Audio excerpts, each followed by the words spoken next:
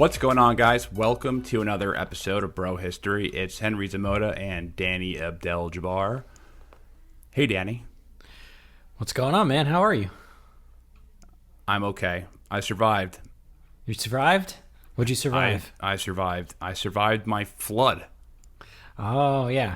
The flood. That Yeah. thing. No, I had a flood in my apartment. It was not very fun. So this is being recorded on Thursday, September 2nd. Yeah, September 2nd. And yesterday, Hurricane Ida, I guess later it became a tropical storm, right? It was downgraded. Yep. It came and made its way to New York City, to the East Coast, to the tri-state area, and it pulverized us. Yep. It pulverized us with the most rain, I think, ever, right? In New York history. Yeah, man. In Central Park history? It was so bad that at least 3 inches of rain fell in just an hour in Central Park. And I know that like 3 inches probably doesn't sound like a lot, but if that rain were snow, it would be more than 3 feet of snow in an hour. And Central Park didn't even get the worst parts of the storm either. I think what's crazy is that this is the same storm, right? Hurricane Ida, that hit Louisiana as a Cat 4 hurricane like a couple days ago. And ironically, it hit on the 16th anniversary of Hurricane Katrina, which was only a Cat 3 hurricane. And, you know, obviously caused crazy amount of destruction. More than 1 million people were without power in Louisiana. Something like 40,000 were in the dark in Mississippi a couple days ago. And the damn thing just kept chugging along. Apparently, it's the 5th biggest storm to hit the mainland U.S. They had winds up to 150 miles an hour when it was a Cat 4. And it created freaking tornadoes, like in New Jersey, which is nuts. What's interesting about it is that despite the fact that it was stronger than Katrina at its start, it didn't kill as many people. Katrina killed about 1,800 people and obviously displaced tens of thousands. But since then, we've like invested billions of dollars into the levee systems in Louisiana and other places, and apparently it seems to have worked out pretty well against a bigger storm. But here's to looking forward to that $1 trillion infrastructure program. We're probably going to need it here in the Northeast. But yeah, Ida did kill some people, though. Not to underscore that. The numbers keep going up, too. It's really sad. It's something like 50 people have died between Virginia and New England. 12 of them were in New York City, and actually 23 in New Jersey alone, including 4 people in a basement apartment in my hometown of Elizabeth, New Jersey, which was nuts. So I want to hear your story of like what, how you weathered the storm, and then I'll tell you my much more boring but funny story. Well, my kitchen flooded. So what happened was my kitchen flooded. I did not even really... Aren't you on the third floor? I'm on the 3rd floor. My kitchen flooded, but not because the water rose to the 3rd floor. It's because the rain, it just like pulverized through our roof. Because I live in a 4-story, so I'm on the 3rd floor of a 4-story, of a 4-story. And I don't know. Somehow the rain was getting into the apartment above me, and there was like massive leakage going in from the apartment above me down to my apartment. So I hear my fiance scream like, "Oh no!" I'm like, "Oh, a mouse or something." I walk in there, and then there's just water dripping everywhere. Just like it's like if someone turned on a faucet. So I'm basically like taking pots and pans, and I'm trying to catch the water, and I'm literally taking this water and I'm pouring it into our sink. So it's like I'm in a sinking boat, and I do that. I'm doing this for like, I don't know, 2.5 hours, almost 3 hours. Jesus. Just like catching this water. I have like maybe like 10 pots because there's leaks everywhere. I live in an old apartment. And like 1 million towels on the floor just to soak up as much water as I can. It was crazy. That's nuts, man. Well, yeah. I mean, at the very least, you didn't get, like totally flooded like some of the folks that were in like these basement apartments and stuff like that. Oh, yeah, like man, I was lucky. It was just in my kitchen. So, I mean, if you're going to pick a place to flood, Might as well be there. It might as well be either the kitchen or the bathroom. Right. If it like hit my bedroom or our living space and or started office, getting in my office or like over electronic appliances, then that would be no bueno. But I mean, the only damage that I have is that, we're just going to have someone paint over all the warped paint and, probably put some drywall to clog up these holes. But really wasn't that big of a deal. We did so much mitigation, like water mitigation, that we were able to get out of it without major damage. It just took all night of like, That's annoying. plugging these holes up and catching this water with pots and pans. Yeah, man. It was interesting, but I got to show you these videos. They're ridiculous. I'd love to see them. But speaking of videos, I actually got a couple of my own. My boring but funny story was that I'm actually in a newer building and I'm on the 6th floor. So, I was in almost no danger of flooding whatsoever. And, I knew that there was a storm coming. I obviously knew that it was raining, and I knew it was raining hard. But, kind of in my little ivory tower that I'm sitting in here, I had no idea how bad it was. Didn't have the news on all day. I was working till pretty late that day too. And, around 8 o'clock at night, I get a text message from my brother, like in a thread with a bunch of my buddies from New Jersey. And he's like, "Hey, is everybody okay?" And I'm like, "Yeah, man. Why? What do you mean?" And he's like, "The fucking storm." And then my other friend posts this video of his street, and it's just like this fucking river of water, like covering this street. And I like grew up in that area, and like I can tell immediately how bad it was. And then my brother starts sending me some pictures. Literally, he lives near like one of those water runoff where the rainwater runs off in a little canal or a dike or whatever they call them. And that thing totally overflooded, where the water level was above like standard sedan car level. Like there was just the very tip of a car. You can see his car, his wife's car got swept away. It's like gone.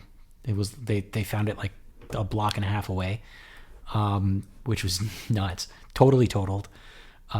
His basement's totally flooded, but they had a lot of their stuff in like plastic buckets and stuff like that. And even my mom was texting me today this morning. She was like, "I was trying to get to work, and like literally everything's a river." She couldn't even go to work. Super wild. And meanwhile, I'm sitting here none the wiser, not even realizing that like all this catastrophe is happening, which is crazy. I feel it's pretty emblematic of the last year that I've spent in this apartment building, which basically sucks me into here, and I don't know what's going on in the outside world. Well, that was basically me during Hurricane Sandy. Yeah, me too. I slept through that one also. So Hurricane Sandy, I had just moved to Manhattan, just out of college, and I lived in the Upper East Side. The Upper East Side was like the only place that was really spared major damage in the city or in the New York area. I mean, The Upper East Side, and there's some other neighborhoods in Manhattan that really didn't get hit too hard. But it was quite a pleasurable week off. And I feel really bad about saying that, because I know a lot of people, there's a lot of people who passed away, sadly and tragically. But a lot of my friends, they were living in shit, because they were, most of my friends are from Long Island. And, they lost power for a couple of weeks. They were standing in line at like Starbucks to charge their phones. People were eating and killing each other over gas. It was just totally crazy. People were eating each other over gas. We survived. So that's all that matters. We're able to podcast another day. So I guess there's a lot to talk about today. First and foremost, the response that we got from our last episode with Matthew Ho has been excellent. If you guys haven't listened to that episode yet, go back and listen to it, because it's really important. I guess to continue on the topic of Afghanistan, which we largely spoke about, the failures and the systemic lying in the national security state. Everyone was lying about it. But I guess there's so much skepticism that's going on right now that no one really wants to take anything at face value. So, ISIS-K. Here we go. You've heard that word? Yep, here we go. ISIS-K, it sounds kind of like a new COVID variant.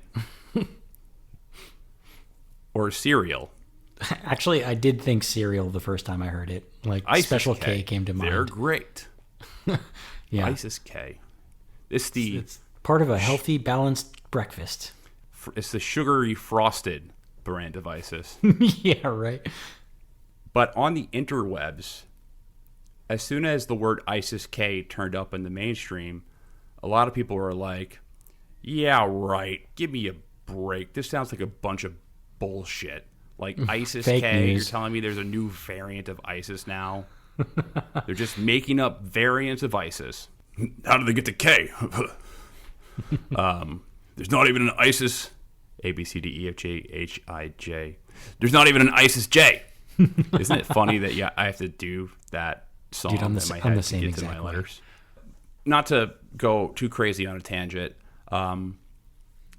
ISIS-K, it is a real thing. And I really don't blame people for reacting like this, because I think I would have the same reaction if I hadn't read about them before.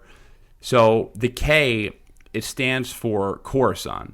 So Khorasan is a historical term for a region that includes Central Asia, so present-day Iran, Afghanistan, Pakistan.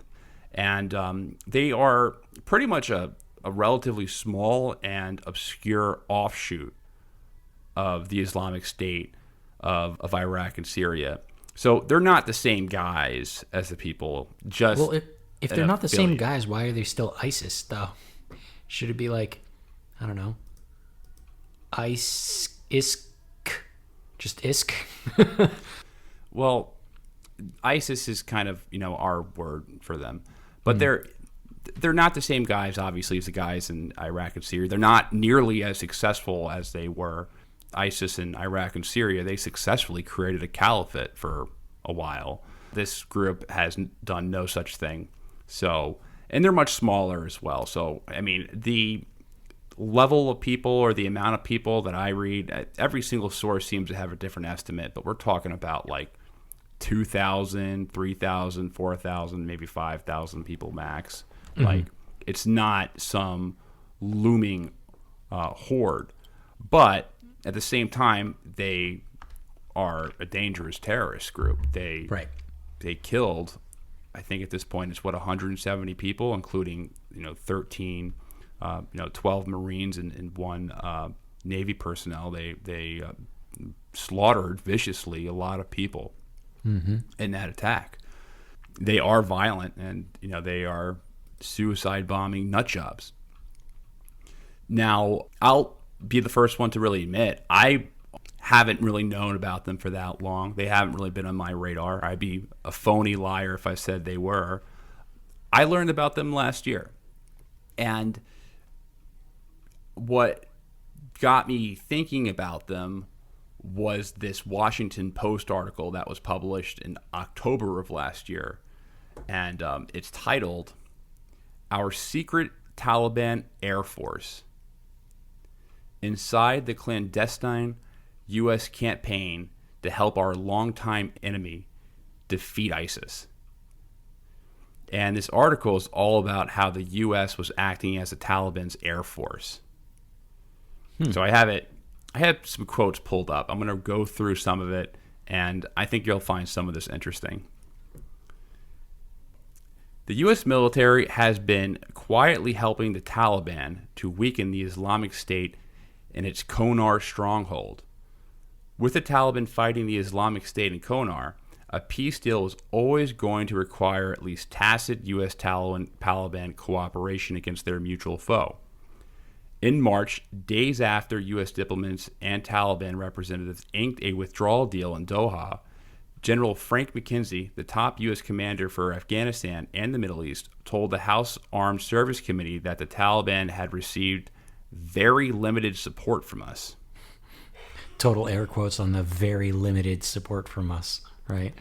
Yeah, very limited support from us. Yeah. He declined to elaborate, and the form that support took has not been publicly revealed. But inside JSOC, the team working on this mission is jokingly known as the Taliban Air Force. As negotiators close in on their deal in Doha, officers repurposed tools owned against the Taliban, Reaper drones, and an intelligence complex with nearly 2 decades of practice spying on Afghan guerrillas. Unwilling to communicate directly with the Taliban commanders, the task force worked to divine where and how its old foes needed help by listening to their communications. Taliban units on the ground appeared willing to take the help, waiting to assault Islamic State positions until they heard and saw the explosions of bombs and hellfires. So you see where this is going? Yeah. So there's this kind of... they're not talking to each other, but they're definitely working. They're in sync. They're synced up, and they both parties know exactly what's going on. It's kind of like when two animals, like, that aren't necessarily like the same, and the like one of the animals does a thing, and the other animal is like, all right, I'm not going to eat you because I know that you're going to help me eat something else. And they kind of like work together, but they can't obviously talk to each other. It's like that. Those fish that like clean other fish, or like the yeah, exactly. It's the the little sucky things that go on the whale sharks. Yeah, that's what I was talking about. Yeah, or like the sea anemones and the clownfish. There's a lot of stuff in the sea that does this stuff. All right. The Konar operations may offer a glimpse of what lies ahead for the United States in Afghanistan. The outsourcing of what has been a core U.S. military mission, fighting the Islamic State and Al-Qaeda. Konar veterans I spoke with seemed realistic about the calculus, seeing this as necessary to keeping U.S. troops out of harm's way. I don't think Americans should be on the ground in firefights with the Taliban, and we need somebody fighting ISIS. So I don't see a problem with it. That doesn't mean I want to break bread with them, said Jason Dempsey, a retired Army lieutenant colonel who fought in Konar in 2009. Emotionally, it's hard, partly because we spent nearly 20 years conflating Al-Qaeda with the Taliban, but the Taliban didn't strike the United States on 9/11. Okay, so it's like a little bit of backtracking here, right? They're like, hey, wait. We're only helping the Taliban because they're helping us kill ISIS, and we really hate ISIS. And don't worry about that whole 20 years ago when we were saying that Al Qaeda and the Taliban were the same thing. That wasn't a thing. Here's the thing about this ISIS-K group. I don't really know how much of the information about these guys is really reliable. They were founded sometime between 2014 and 2015 by disaffected Pakistani Taliban. So some Pakistani Taliban commanders, they broke away from the TTP after the Pakistani army launched this massive military operation against the northwestern tribal regions of Pakistan. So back in 2014, there was a lot of terrorist attacks in Pakistan by these hardline groups, and they had this massive counterinsurgency close to the border of Afghanistan, and they pushed a lot of militants into Afghanistan, and a lot of them fled. And these are the groups that essentially become the Islamic State's local franchise in Afghanistan and Pakistan. Now, as far as like sources, the most extensive report I found on them is from the Afghan Analyst Network. According to local residents, the first groups of Pakistani militants arrived in Nangarhar from following an operation by the Pakistani army that year. They moved into Afghanistan, often with their families, apparently to flee military operations by the Pakistani army. Calling themselves refugees in search of shelter, they invoked support from the local communities in Nangarhar, who deemed it their moral obligation to extend a helping hand to their Pashtun brothers escaping violence in their hometowns. So I guess, what ends up happening is gradually these refugees, many of them were oppressed civilians, but many of them were not just oppressed civilians who were in pursuit of humanitarian aid. They started pledging allegiances to Pakistani militant groups. Right. Now, here, I'm going to go on with this report, and I would want to confirm this part of it. Hoping to use them against Pakistan, the Afghan government started to woo some of these fighters. Now, okay, that's interesting. What's funny about this is that we know the vice versa to be true. So Pakistani intelligence tacitly supports the Afghan Taliban.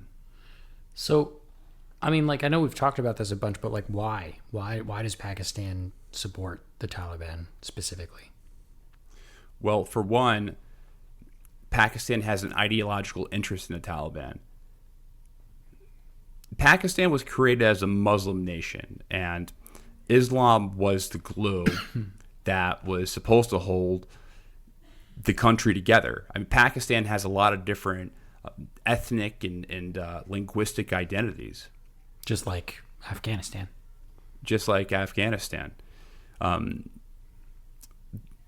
For example, there's a little country called Bangladesh. Right. Bangladesh was formerly part of Pakistan, but the Bengali-speaking community broke away. So that loss made the Pakistani government paranoid about their Western territories. With, the reason why they were paranoid about that is because in the West there's very large Pashtun-speaking populations. So that's why Pakistan established all these madrasas in these territories to teach this strict brand of Islam in the hopes that Islamic nationalism would surpass Pashtun nationalism. And, if you don't recognize the Durand Line, then you have a Pashtunistan in the middle of both Afghanistan and Pakistan. Because a lot of these people don't even really, they don't really care about these borders. Right. And it sounds a lot to me like the Kurdistan issue. Yeah, it's very similar. There's a group that's kind of split between these borders, drawn by the British. Fucking British. Yeah. So the Pakistani government believes that the Taliban's ideology, it emphasizes Islam over Pashtun identity. So that's why they support the Taliban, because they rather have a cohesive state that is that doesn't that's not ethnocentric. It's not an ethno state, or it doesn't have like these ethnic movements. Because now, I mean, even now, the Taliban, they're kind of different than they were before. They're not as like chauvinistic about being Pashtuns. Like before, back in the 90s, most Taliban were Pashtuns. Right. The Taliban was the political representation for the plurality Pashtun population. Now there's like a lot of different ethnic groups that are allowed to be in the Taliban. They're more of like a Islamist or Islamic. Yeah, and that was their strategy.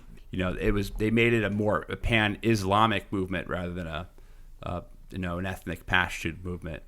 It just made it more inclusive. And we were speaking to Matt Ho about this yesterday. How progressive of them. It led to them getting more support throughout the country. Let's just put it that way. Now, on the flip side, the Pakistani government, while they support the Afghan Taliban, they don't support the Pakistani Taliban because it's a threat to their government. It's a threat to their monopoly on violence. They don't want that movement in their state. In fact, one of the first things that the Pakistanis did after the Taliban recently took the country is that they went over to the Taliban and they gave them a list of members of the Pakistani Taliban, the TTP.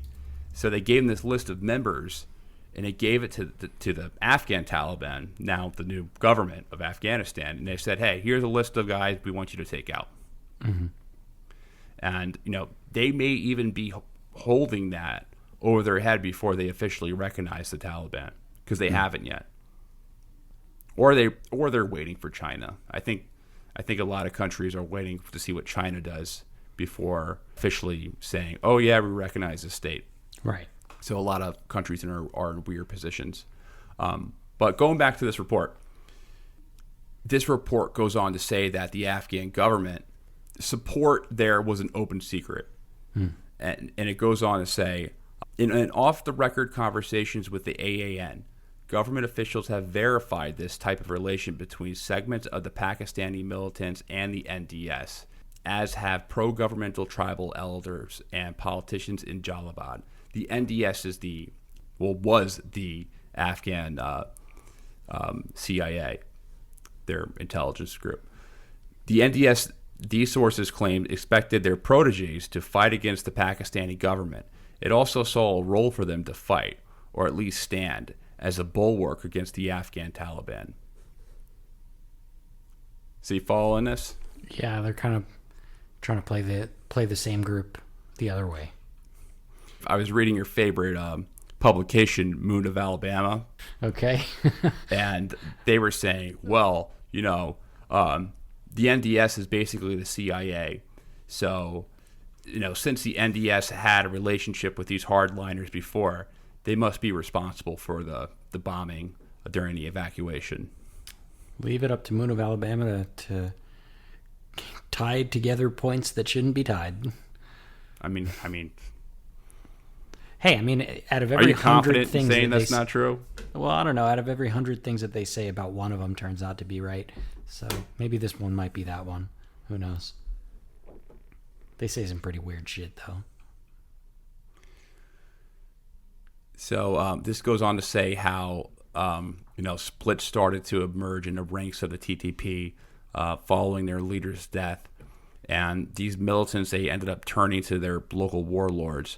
But all right, I'm going to read it again. The chain of command with the TTP center, as well as relations with local Afghan Taliban, were strained by the increasingly predatory behavior of these militants to regularly engage in money extortion, kidnappings, and ransom taking, targeting both Afghans and Pakistanis. They would send messages to actual or presumed rich sympathizers of the Afghan Taliban and of the TTP in Pakistani and Afghan towns, asking them for huge amounts of money. If the recipients failed to heed that request, they would be threatened. I'm not going to read the entire report, but there's this huge section on, they were just engaging in a lot of extortion and criminal activity. So, they were doing things like setting up checkpoints, kidnapping people, holding ransom money, all this really just kind of thuggish, brutish stuff that was going on in Afghanistan for... Sounds like everything Matt Ho told us about in the last episode. Yeah. They also appear to be preparing for a major battle, transporting huge shipments of weapons from Tira Valley in the Khyber Agency with unprecedented quantity and frequency. This coincided with a new wave of families arriving from the Khyber Agency and North Waziristan.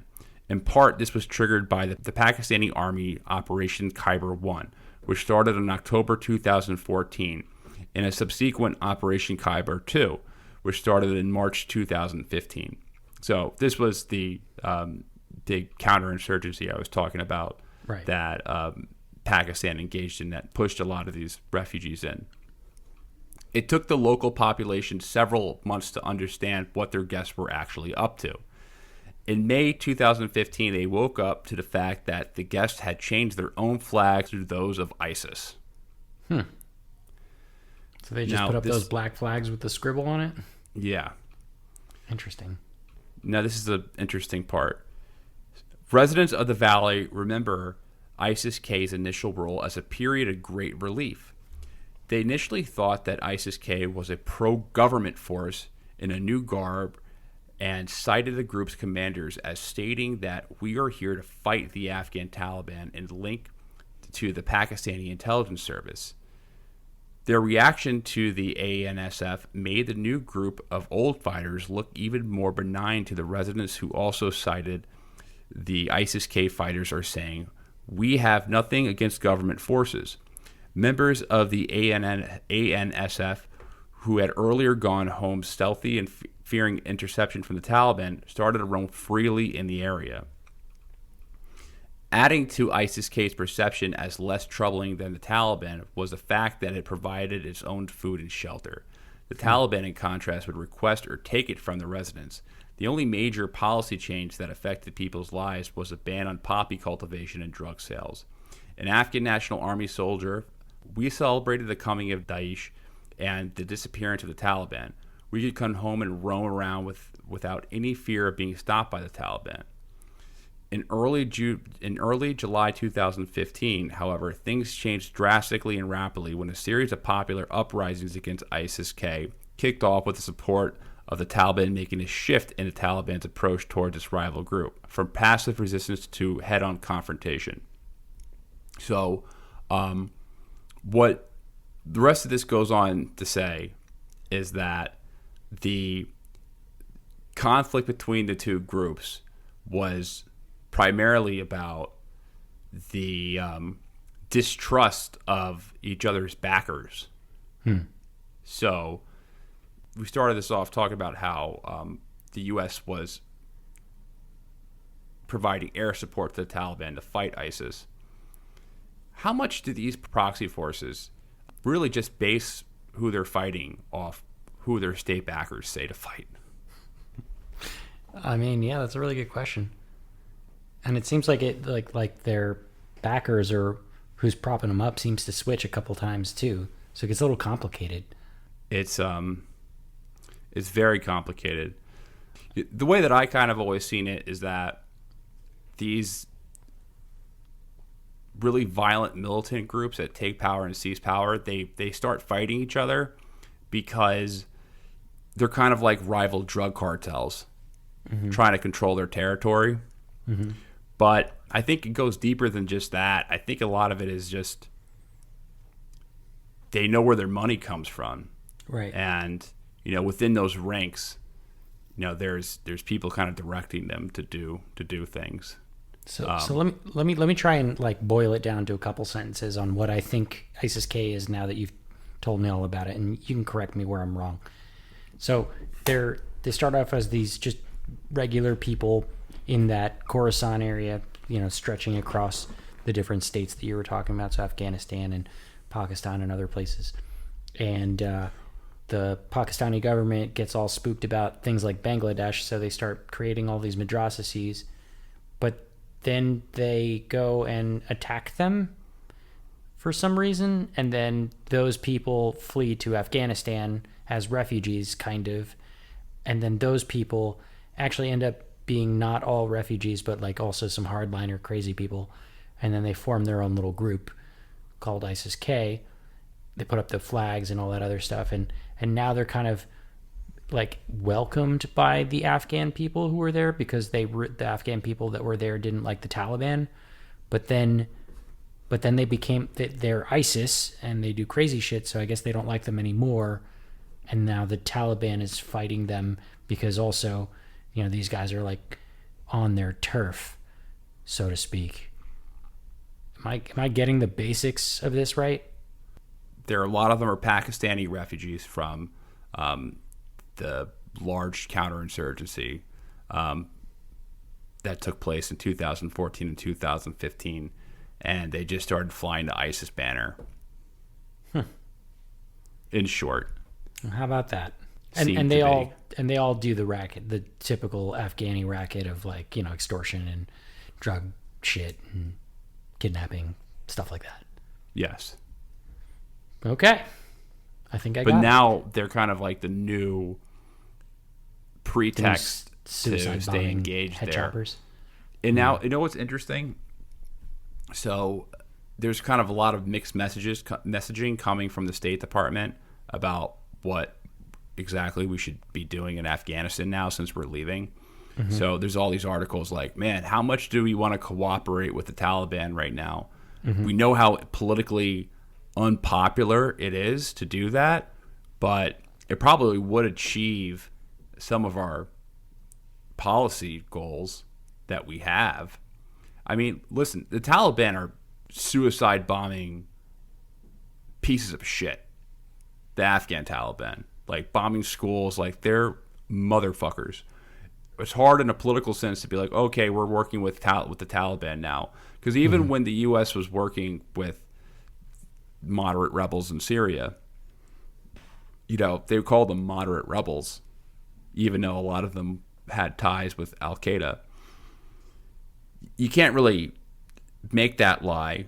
You can't really moderate rebels. You can't moderate, be like, oh yeah, the Taliban are moderates now. Moderate because rebels. they also kind of serve another goal in terms of Iran. Because it's not like Iran likes the Taliban. Iran will probably have the worst consequences with the Taliban takeover. And I think a lot of Iranians are in a funny position because they view their foreign policy with a very anti-American lens. So, they're probably like, ha, ha, ha, ha, ha. America's leaving with their tail behind their legs. Right. Now look at them. They think they're so tough. It shows that they'd never be able to invade Iran if they can't invade Afghanistan. It would embolden them in certain respect. But now Iran is going to, I don't know what the relationship is going to be between the Taliban and Iran. The Taliban is under pressure to not be mean to the Hazara population there. Right. Because they're mostly Shia. Right. But Iran doesn't have the same leverage they had that they did in the 90s with the Northern Alliance. They don't Which is still going on right now, wildly. The Panjshir is still holding up. Yeah, there's still fighting going on. I don't know how much longer it's going to last, but I mean, they're totally surrounded, so they just need to blockade them and wait. But I don't know how. It certainly doesn't seem like the Taliban are taking a stable country. I don't know how long they can hold on to this. They may have been able to take this, but I mean, they have a lot of different personalities that they're going to have to govern, and they have they're going to have to be very savvy to keep this thing going. Yeah, they have zero experience governing. All they have is experience fighting, right? They can, if they pursue the wrong policies, they can really fuck things up for themselves. But going back to Iran, they're most likely going to have refugee problems. If they have refugees of hardline Sunnis, that could be an issue too. Yep. So I don't think that they're very happy about this. I think it's going to be a net loss for them in the foreign policy realm. Yeah, I mean, when we were talking about the fall of Afghanistan a couple episodes ago, and I was relating it to the Vietnam War, a big problem that came out of the North taking over control after the U.S. pulled out was the refugee problem, and that really destabilized the region a lot. Like it was pretty bad. So, and we're talking about like Southern Vietnamese people. I wouldn't necessarily characterize them as like militants, right? But if you start getting some hardline, as you said, hardline Sunnis crossing the border, might be a problem for the area in general. It's nuts. It's very foggy. Do you want to jump on to our next topic? Yeah, sure. I wanted to talk about Ethiopia for a bit. It's been like a year almost since we talked about them last. And I was just like, they're still fucking fighting. The Tigray crisis is still going on.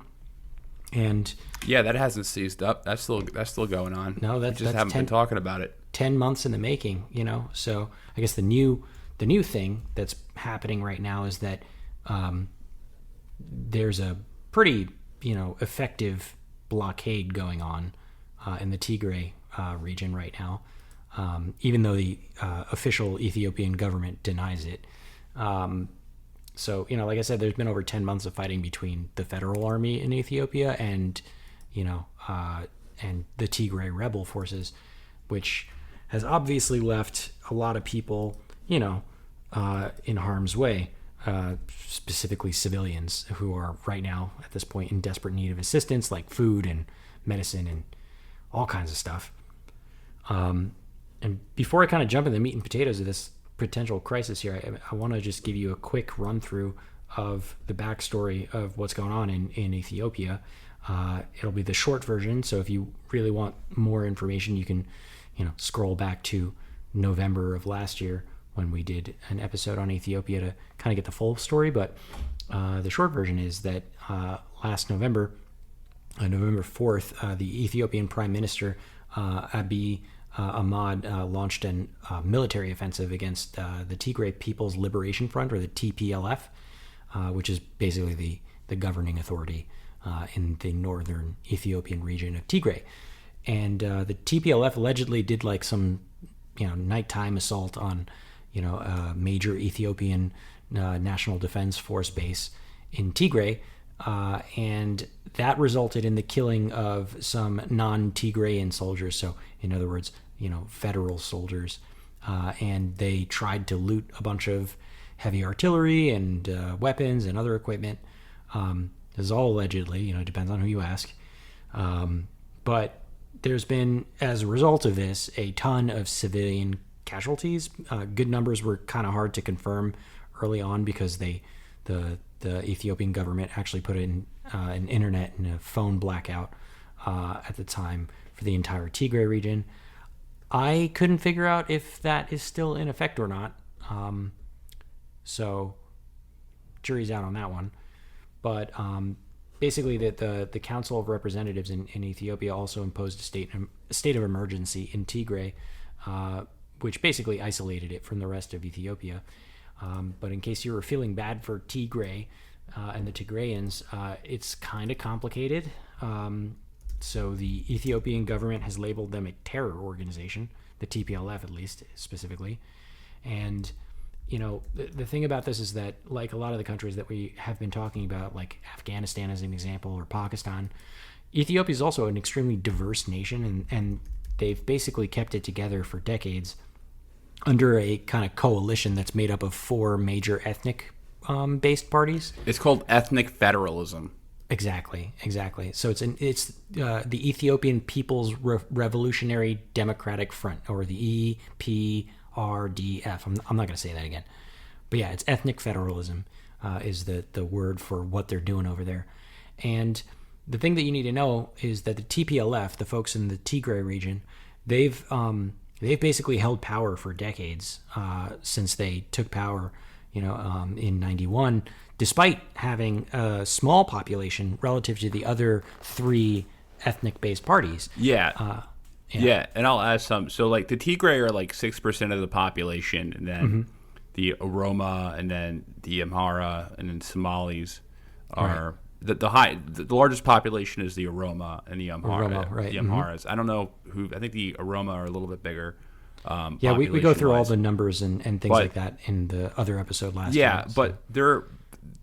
So in Ethiopia, there's basically these four political parties that are completely on ethnic lines. So there's the TPLF, who were the dominant force for a really long time. They're the ones who toppled the communist government, their communist dictator, back in 1991. Right. So they led the coalition. The TPLF led the coalition and essentially, I guess, liberated Ethiopia from communism, from their communist dictator, like Colonel Mengistu or something like that. I don't remember his name. Colonel Mengistu. I'm gonna not even try to remember it because I'm gonna butcher it. But I guess a lot of claims have been, and man, when we did this episode on Ethiopia a while back, I got some of the craziest comments or some of the craziest messages I've ever received from doing the podcast. Positive and negative, actually. It was so polarizing. It was so weird because people would reach out to me and they'd be like, fuck the Tigray. They're like they looted our country. Like, everyone's a dog. Very venomous hate. I was like, whoa. Yeah, it's like we like what? We uncovered a can of worms that we didn't even know existed. Yeah, like, calm down about that. Just think about what you're gonna say right now.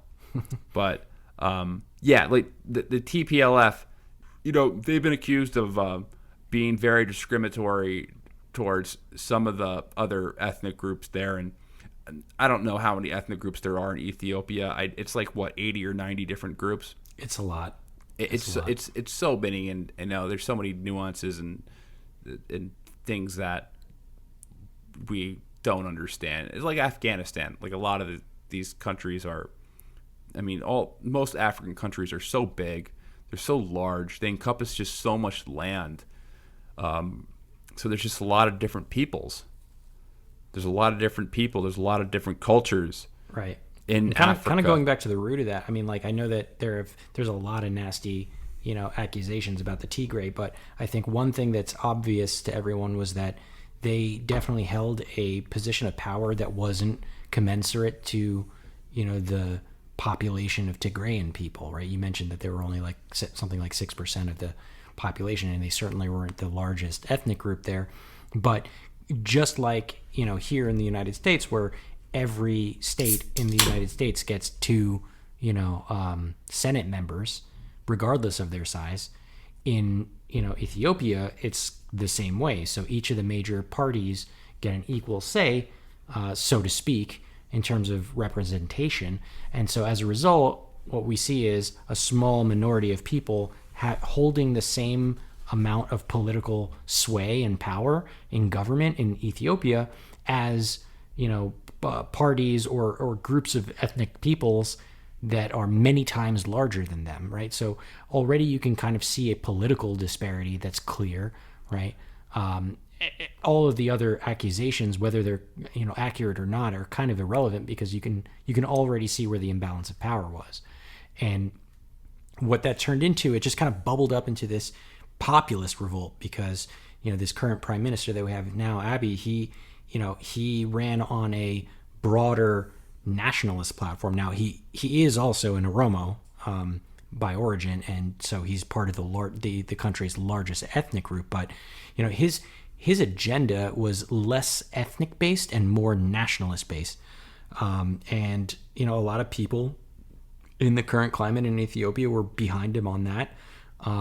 But a nearly equal amount of people were not. A lot of the smaller ethnic groups, not just the TPLF, but many others as well, saw this new kind of nationalist agenda as a threat to them because it, according to them, it removes their right to self-rule, including secession, which is, by the way, granted by the Ethiopian constitution to these ethnically organized regions. So technically speaking, by the constitution of Ethiopia, if Tigray wanted to leave, they could, right? So the problem that we run into is Abiy reorganized this rule and kind of got rid of it, and that caused some problems. And the TPLF really didn't like a lot of these changes, so they end up countering by breaking off and kind of trying to form this new government coalition with other smaller ethnic groups. And they try to launch an attempt to basically like make a little civil war against the Federalist coalition. And so, Tigray, another big part of this is that Tigray is super suspicious about this very recent development between Ethiopia and Eritrea. So they're like brokering kind of a peace agreement, which included a promise by Abiy, the prime minister, to basically honor a United Nations ruling on the demarcation between the borders between Eritrea and the region of Tigray. Said another way, parts of Tigray that are under Tigray control, and kind of de facto recognized as Tigray, but maybe on paper not recognized by the United Nations, is in Eritrea, right? And that their border is too big, that's not recognized by the United Nations. And Abiy is buddying up with Eritrea, so now Tigray is like, well, shit, they're going to give away our land. So they have reason to be pissed off in certain ways, but also, they basically, and this is all allegedly, right? We don't have very hard evidence about this, but if you ask the federal government of Ethiopia, they've basically set up insurgencies of smaller ethnic groups to cause trouble and kill people, frankly, in Ethiopia. So it's kind of a crazy story. If you want more details about it, I definitely recommend you go back and listen to our episode last November 2020, on the issue, because it's still going on 10 months later. So if you want to learn about it, it's still relevant. So kind of back to the original story that I wanted to start with. There is a famine happening apparently right now, and the UN estimates that 5.2 million people need urgent assistance, and they're also saying that this could be a record-breaking famine. And it really makes me wonder, like, how this might compare to the situation in Yemen, because obviously Yemen is arguably one of the worst famines, in decades themselves. But in the past, the government has been denying that it was blocking aid to the Tigray region, but it did say that it was concerned about security, which I read that as like a dog whistle for a blockade, right? We're concerned about security, but we're definitely not doing a blockade. A spokesperson for the government said that the number of checkpoints between the regions has actually been reduced. But what's interesting is that inside of Tigray itself, the ability to move stuff around has been getting better. But the problem is that they're not able to get new trucks into the region. So there's a lot of logistics and a lot of bureaucracy that are basically turning into this into like a de facto blockade. And a lot of these aid workers that are working in the Tigray region say that they need like something like 100 trucks with provisions to come into Tigray every single day in order to keep up. But not a single truck has gotten through since late August. So this is turning into a bit of a problem, because evidently a lot of these aid agencies in the Tigray region have run out of food to distribute in most of the areas in the Tigray. And when people get hungry, that's when some violence escalates. But yeah, so there's a lot of conflict that's happening right here, and the longer the Tigrayan area region is being blockaded and isn't allowed to get these foodstuffs and these medicines, the more conflict this is going to create, in this 10-month long conflict that we're already seeing. And I can't help but think, like, it feels kind of like Yemen. Do you see those parallels, Henry? Are they not letting aid in, or they're denying that? So they're denying it for sure, but they're saying some suspicious shit. Like I mentioned, they said that they're not blockading, but they're concerned about security. So, that sounds, like I said, to me like a dog whistle. Like, they might not officially be blockading them, but they might be creating the conditions by which a blockade is in effect. Apparently, there's only one way to get into the Tigray region right now, and it's plagued by logistical issues and a lot of bureaucratic red tape kind of situation. And these aid workers are saying that the ones that are actually in Tigray are saying that we haven't seen a single truck come in since late August, and they need 100 trucks a day. So we're talking about we're on September 2nd. I think the last truck that they said came in around the 20th of August. That's like 10 days of nothing. And they're totally out of food. And this is pretty interesting too, because I'm not necessarily certain that this is totally related, but Egypt has recently been kind of ratcheting up their military muscle, because they're having a dispute with Ethiopia right now around the dam on the Nile River, because that affects them downstream, for their water supply. And they were even considering, I think we talked about this, maybe hitting the dam, with a military strike.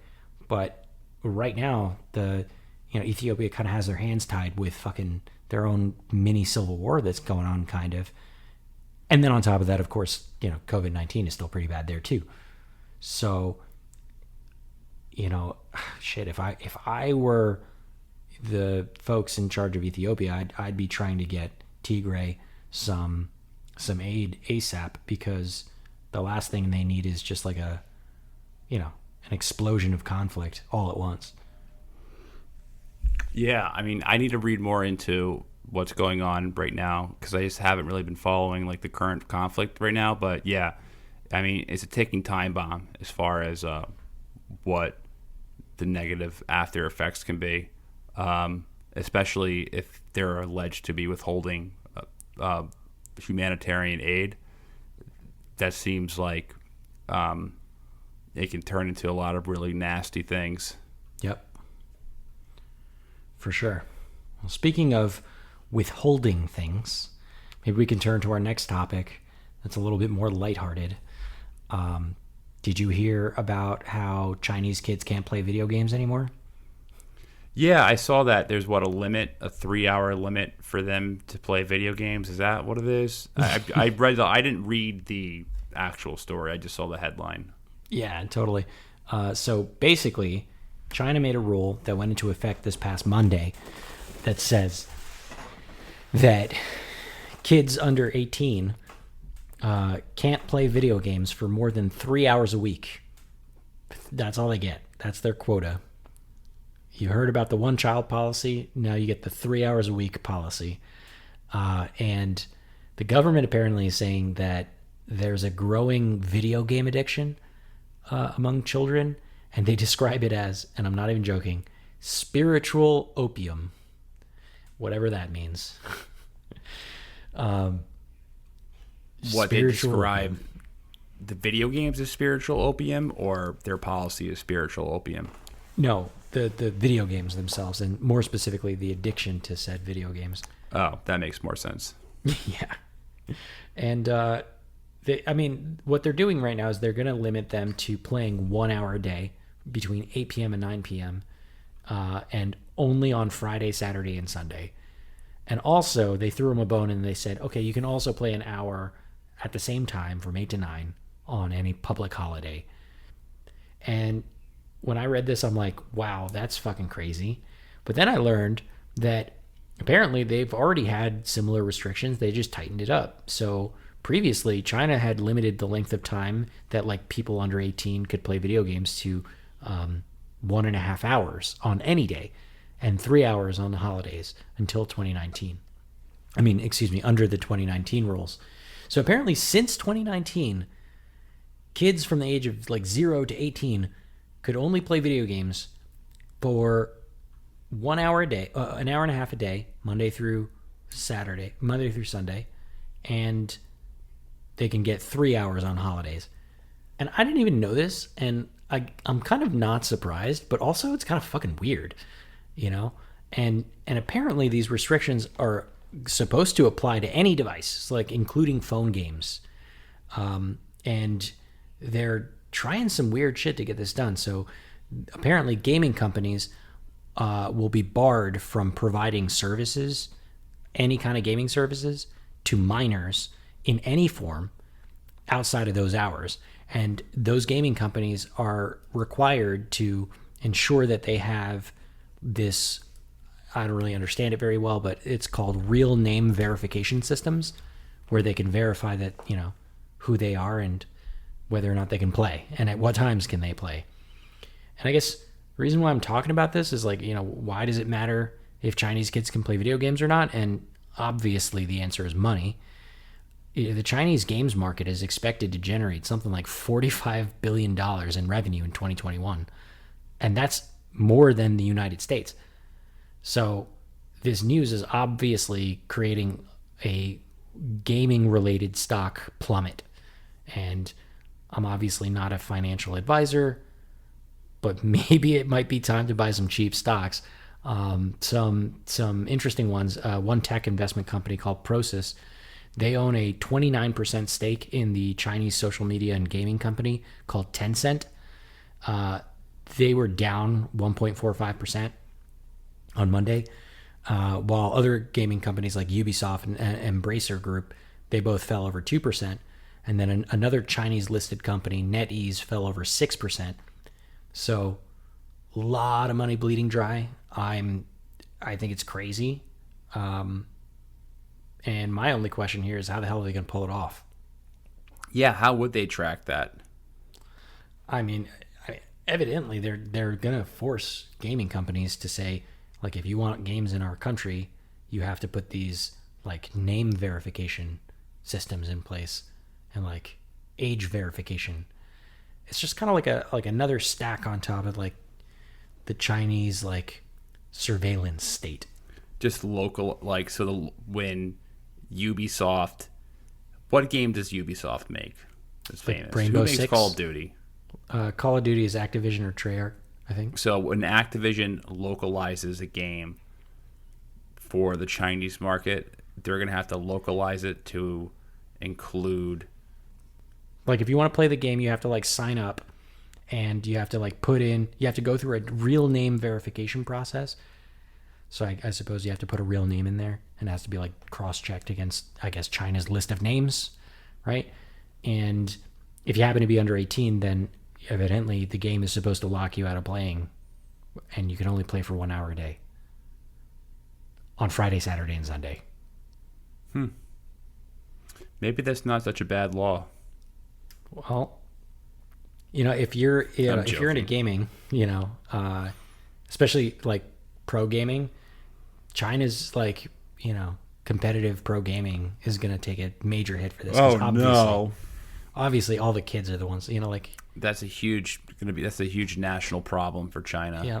They're not going to be able to compete in gaming. They're not going to turn out as many pro gamers. Yeah, and it's kind of like a small and I guess largely inconsequential. They're not going to master the shortcuts to master StarCraft. I mean, that's a thing. I guess a lot of people are saying like they're just going to use their parents' accounts or some shit like that, which I guess is the workaround. But this is more like a twofold thing. It's kind of geopolitical in the sense that like there's a huge market in China and they're growing, and now we're talking about a $45 billion, a year market for video games. And that's probably going to plummet. So that's interesting. And there's going to be like, ripple effects, right? Just because it's hurting the gaming industry doesn't mean it doesn't affect everyone. Like there are unintended consequences of tanking stocks like that. And so there's that one. And then the other one is just that this is kind of like a new iteration, a new reflection on the Chinese like surveillance state, right? We were talking about like, social credit scores and, facial recognition software that like knows you everywhere you go and knows everything that you do. And now can't play video games if you're under 18. It's funny. There was another Chinese law that effectively banned like tutoring, these like tutoring school services. Yeah, these tutoring services. And I forget the exact reason why they did do that. I think it may have been to deal with like some kids getting an unfair advantage. I forget their exact reasons, but they banned these extra schools, extracurricular shit. Yeah, that seems counterproductive. all those stocks, those companies did really well, and all those stocks plummeted. They basically put them out of business.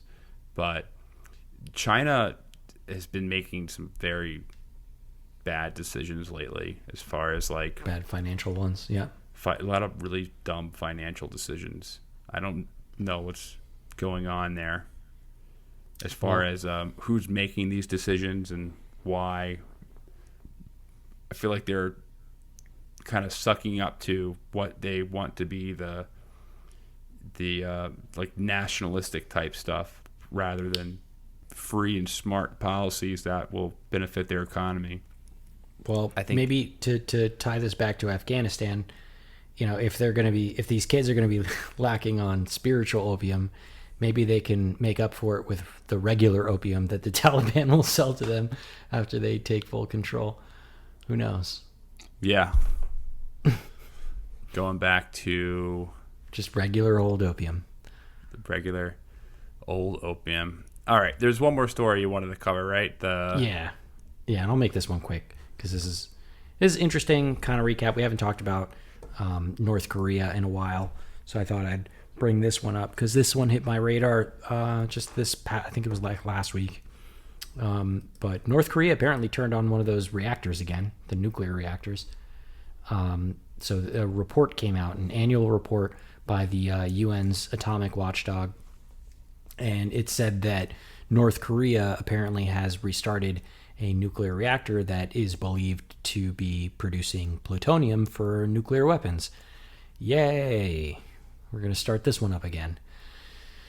So apparently recently, since like early July of this year, there have been some increased signs of use. Specifically, they've been able to notice through satellite imagery, like this Yongbyon facility, which is the nuclear facility. They were discharging a bunch of cooling water, which apparently has something to do with increased activity in nuclear production at these facilities. And I don't think I need to say this, but obviously turning on a nuclear reactor could mean the ability to produce more nukes. And that's what the UN Atomic Watchdog is basically warning us about. There were also some interesting report in this report that said that there was indications of mining activities at a uranium mine and plant at Pyeongchang. And that activity was also coupled with some additional activity that they spotted at a facility in Kangsan that is evidently it's a suspected covert enrichment facility. And so, all these scientists are, postulating at this point that North Korea currently has the capacity to produce materials for 4 to 6 bombs a year. And obviously take that with a grain of salt because the intelligence is sparse. They don't have people on the ground or anything like that. And they're literally just looking at them with satellites. But on Monday, they went to the report and they said that this, quote, underscores the urgent need for dialogue and diplomacy. So, I don't know. Maybe we'll go see Biden go shake Kim Jong-un's hand in the next few months. Maybe, maybe not. But if you remember back in 2019 in that summit in Vietnam, Kim Jong-un actually offered to dismantle this exact facility that they just turned on again in Yongbyon in exchange for some sanctions relief. And Trump rejected it because he said that Yongbyon was just one nuclear program. It wasn't enough to warrant loosening any sanctions. So Biden's administration actually said it reached out to the North Koreans to talk, but apparently Pyongyang has no interest in chatting with Biden without a change in policy. So I guess no handshakes anytime soon. We're on a bit of a roller coaster here. I mean, my take is that Kim Jong-un is probably just building up his bargaining chips to test out the Biden administration. It might also be that he's, feeling emboldened with, the response to pulling out of Afghanistan and kind of the blunders there. Maybe he's feeling strong. But North Korea does this every couple of years. They build up, they saber rattle a little bit, and they do this so that they can get aid or sanctions relief or food or something like that. And then the cycle repeats every couple of years because nobody actually tries to solve the problem. And I know I'm oversimplifying this, but it's extremely complicated. But I think the problem is just not going to fix itself. And, if we just keep doing the same dance over and over again, nothing's going to change. So, I don't know. Time to try something new, I guess. What do you think? Well, I mean, they do this because they want to negotiate these weapons away. I think that's why they had the nuclear program to begin with.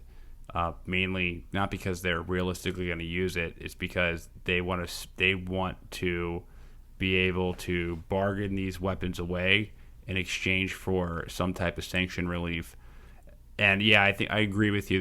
He's probably testing what Biden will do to see what options they have as far as being invited or getting back on the table.